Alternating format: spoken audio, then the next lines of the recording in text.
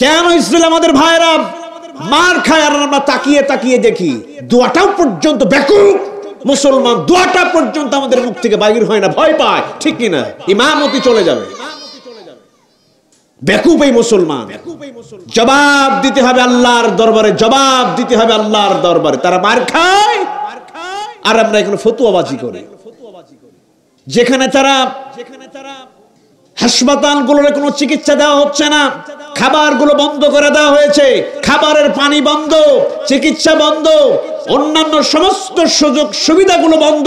যেই জায়গায় তারা ইসলামটাকে টিকিয়ে রাখার জন্য ছোট্ট বাচ্চাগুলি জিহাদ জিহাদ খেলা করছে, আর সেই জায়গায় আমাদের মতো মোল্লা মৌলবী জোরে আমিন বলে, রাস্তা আমিন বলা নিয়ে মারামারি করছে, কথা ঠিক কিনা? বেরিয়ে আসুন, বেরিয়ে আসুন, আর এসব ধোঁকাবাজি আর করেন না।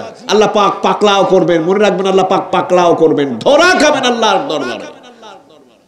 মাথায় টুপি সেজে আমার মতো মাথায় টুপি দিয়া, লম্বা জামা গায়ে দিয়া সমানে মঞ্চে ওঠে গালিগালাজ করে যাচ্ছি। আকীদা ঠিক নেই, আমল ঠিক নেই, বন্ধ করুন এগুলো। মানুষ এখন বুঝতে শিখেছে, ঠিক কিনা?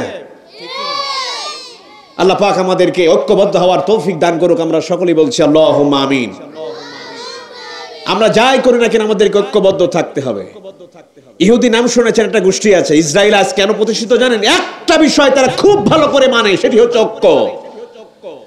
হিটলার 60 লক্ষ ইহুদি মেরেছিল, 60 লক্ষ ইহুদি মেরেছিল। আর কিছু ইহুদি তিনি বেঁচে রেখে গিয়েছিলেন, আর বলেছিলেন এই যে কিছু ইহুদি আমি রেখে যাচ্ছি, বিশ্ববাসী হাড়ে হাড়ে তারা টের পাবে ইহুদিরা কি জাত, ঠিক কিনা? এদের মধ্যে ইউনিটি আছে, ঐক্য আছে। আর আমরা জোরে আমিন বলা যারা এককল হয়ে মসজিদ বানিয়ে তৈরি করে রেখেছি, ঠিক কিনা? হাত উপরে নাকি নিচে, মারামারির শেষ নেই, মারামারির শেষ নেই। আর আমাদের মতো মোল্লা মৌলবী সব থেকে বেশি দোষ, ঠিক কিনা? আজ আমরা টুপেলার যদি এক জায়গায় হতাম, এক ইমাম আর এক ইমাম যদি একত্রিত হতাম, তাহলে বাংলাদেশ ইসলামের রাজ কায়েম হয়ে যেত, ঠিক কিনা? আজ বাংলাদেশে যত ইসলামপন্থী দল আছে সব যদি আজ একত্রিত হয়, মনে রাখুন, সব যদি একত্রিত হয় 5 মিনিট সময় লাগবে না বাংলাদেশে ইসলামী বাংলাদেশ কায়েম হতে, কথা ঠিক কিনা?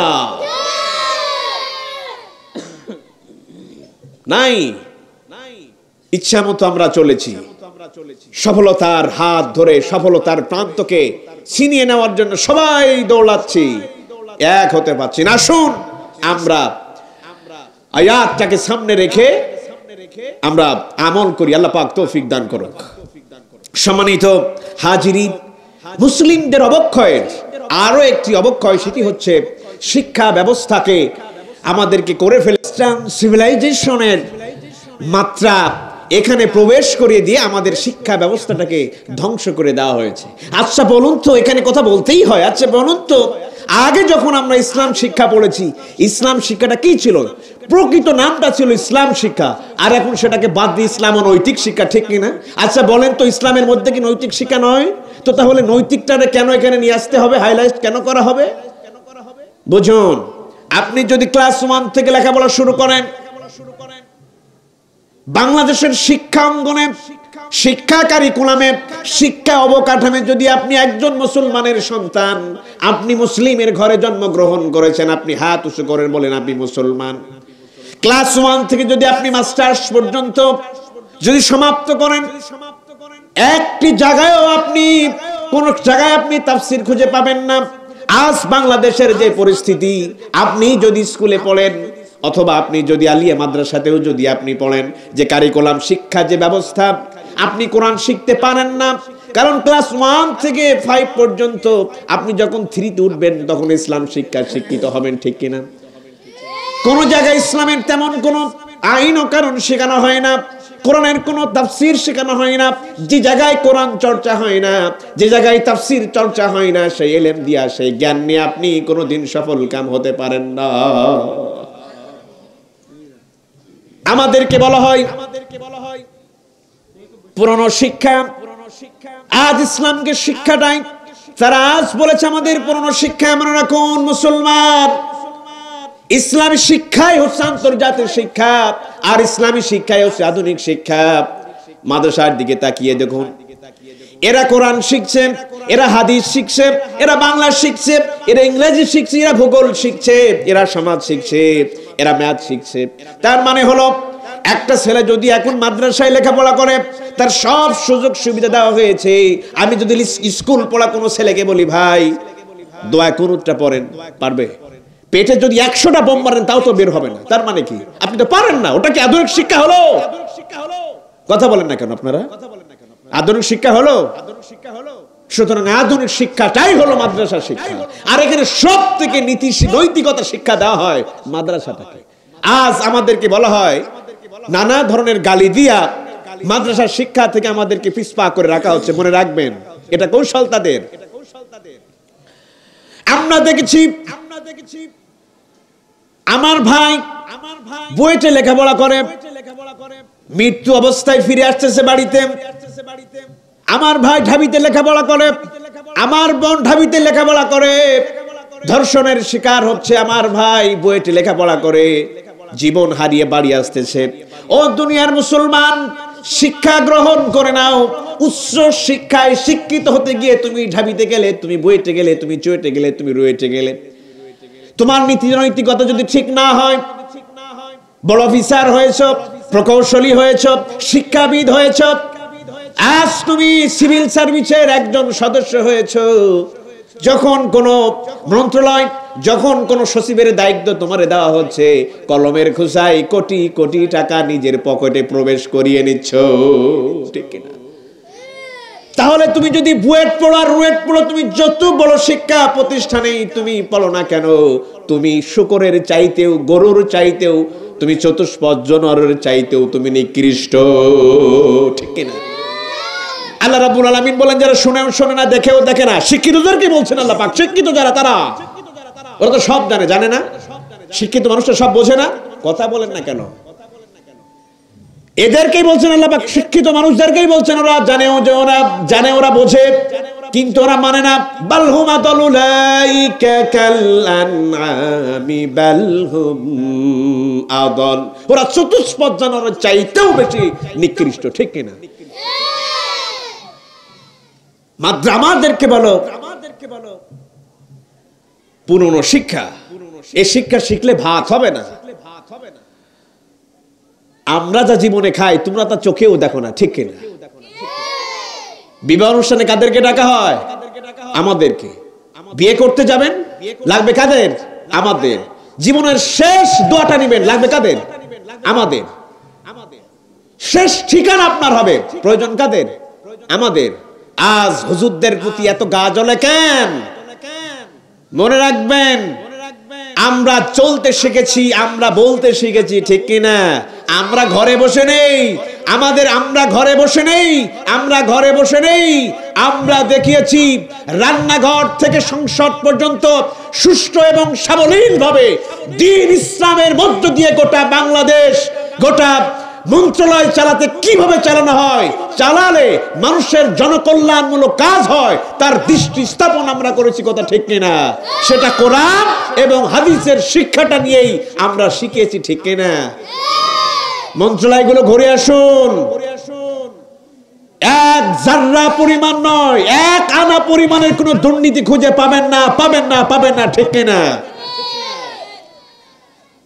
বিগত দিনের সময়গুলো খুলুন, একটি টাকার দুর্নীতি পাবেন না, চ্যালেঞ্জ, ঠিক কিনা? এটা সম্ভবপর হয়েছে কোরআন এবং হাদিসের আলোকে, নিজেকে আলোকিত করেই এটা সম্ভব হয়েছে, কথা ঠিক কিনা? এজন্য ভাই, ইসলামী শিক্ষা, সুশিক্ষা, এটা শুধুমাত্র ইসলামের কাছেই আছে, আর কারোর কাছে নয়। কারণ ইসলামী শিক্ষা স্বয়ং আল্লাহ পাক রাসূলের মাধ্যমে গোটা বিশ্ববাসীকে শিখিয়েছেন। এজন্য ইসলামী শিক্ষা ছাড়া কারণ নীতি নৈতিকতা পরিবর্তন হতে পারে না, পারে না, পারে না। সিভিল সার্ভিসের সদস্য হবেন, আর বাংলাদেশের গুরুত্বপূর্ণ ভাইটাল পোস্টে আপনাকে দেওয়া হবে, সেখানে ইসলামের কতটুকু শিখবে জানেন? মাত্র 10 মার্কে, মাত্র 10 মার্ক এটাকে পড়তে হয়। ও চুরি করবে না, ডাকাতি করবে না, অন্য মানুষ ভালো হবে? 10 মার্কের নীতি নৈতিকতা শিখতে হয়, 10 মার্ক মাত্র। একজন আপনি সিভিল সার্ভিসের সদস্য হবেন, বাংলাদেশের ভাইটাল পোস্ট, নির্বাহী বিভাগ, প্রশাসন বিভাগের আপনি উচ্চস্তর কর্মপদস্থ উচ্চপদস্থ কর্মকর্তা হবেন, আর 10 মার্ক আপনার নীতি নৈতিকতার উপরে, তো আভিজাবি কিচ্ছু নাই তার মধ্যে। এটা শিখে ঠাকুর করে তাদেরকে বসানো হচ্ছে চেয়ারে, প্রশাসনিক দায়িত্ব আপনি পালন করবেন। ও কি করবে? তো চুরি করবে, ও ডাকাত। যা ডাকাত তো সেই শিক্ষায় শিক্ষিত, কথা ঠিক কিনা? আমি মুসলমান, আমার শিক্ষায় কোন লেনিনের শিক্ষা থাকতে পারে না, আমার শিক্ষায় কার্ল মার্কসের শিক্ষা থাকতে পারে না, আমার শিক্ষায় রবীন্দ্রনাথের শিক্ষা থাকতে পারে না, ঠিক কিনা? আমার শিক্ষায় কোরআন এবং হাদিসের শিক্ষার আলো আমার শিক্ষায় আছে, কথা ঠিক কিনা? যদি কেউ রবীন্দ্রনাথ, কার্ল মার্কস, মধুসূদন, এই শিক্ষা বড় চণ্ডীদাস, এই শিক্ষায় শিক্ষিত হয়ে সিভিল সার্ভিসের কোন সদস্য হয়ে সমাজের ভালো কল্যাণ আনতে পারে না, পারে না, পারে না, পারে না। এজন্য সুশিক্ষা থাকে কোথায়? বলেন না কেন? সুশিক্ষা থাকে কোথায়? মাদ্রাসায়। সন্তানগুলোর মাদ্রাসায় শিক্ষিত করুন, এখনো সময় আছে। মরলে ওই আপনার জন্য দোয়া করবে, ঠিক কিনা? এজন্য শিক্ষা ব্যবস্থাটাকে ধ্বংস করে দিয়ে আমাদেরকে নীতি নৈতিকতার অবক্ষয় ঘটিয়ে আমাদেরকে শেষ করে দেওয়া হচ্ছে। সর্বশেষ এই শিক্ষার উপরে আমি আরেকটি কথা বলবো, সেটি হলো এই, আমাদের মাদ্রাসাতে শিক্ষকের সব থেকে মাথার তাজ মনে করা হয়, ঠিক কিনা? আপনি কল্পনা করতে পারেন না, এদের মধ্যে এত সুন্দর শিক্ষা, আপনি যদি জুতা খুলে রাখেন ওরা জুতাগুলো সোজা করে দেয়। এটা কি শিক্ষকের মর্যাদাহানি করা নাকি শিক্ষকের সম্মান করা, কথা ঠিক কিনা? আপনি তাকে মুসি বলতে পারেন না, শিক্ষককে তারা এত কদর করে। শিক্ষক যদি কোনো উপহার দেয়, আমাদের সেই শিক্ষা যা উপহারকৃত জিনিস তারা মাথায় করে ঘুরে নিয়ে বেড়ায়, নিজের ইচ্ছা মতো ব্যবহার করতে পারে না তারা। আজ পর্যন্ত কোন মাদ্রাসায় দেখতে পাবেন না ছাত্রের কাছে শিক্ষক মার খেয়েছে, কিন্তু আজ স্কুলের দিকে তাকান, ছাত্রকে দেখে শিক্ষকরা ভয় পায়, ঠিক কিনা? আজ কলেজ ইউনিভার্সিটি গুলোর দিকে তাকান, তারা ছাত্রদের দেখে ভয় পায়, ইট খায়, পাকড়াও খায়, এবং জীবন প্রাণ নাশ পর্যন্ত ছাত্রের হাতে হতে হয়, কথা ঠিক কিনা?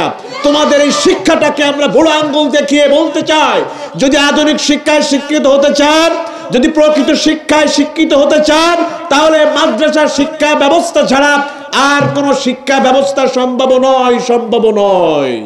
এজন্য আমরা সকলেই চেষ্টা করব নিজেদের সন্তানগুলোরে সুশিক্ষা দিতে হলে অবশ্যই মাদ্রাসা কোরআন হাদিসের শিক্ষা ছাড়া কখনো শিক্ষিত করে তোলা সম্ভব নয়। এই জন্য আল্লাহ পাকের দরবারে আমরা দোয়া করছি, আল্লাহ পাক যেন কোরআন এবং হাদিসের শিক্ষাটাকে অর্জন করে আমাদের সামনের ভবিষ্যৎ যেন আমরা উজ্জ্বল করতে পারি। আল্লাহ পাক তৌফিক দান করুক। আমরা সকলেই বলছি আল্লাহুম্মা আমিন।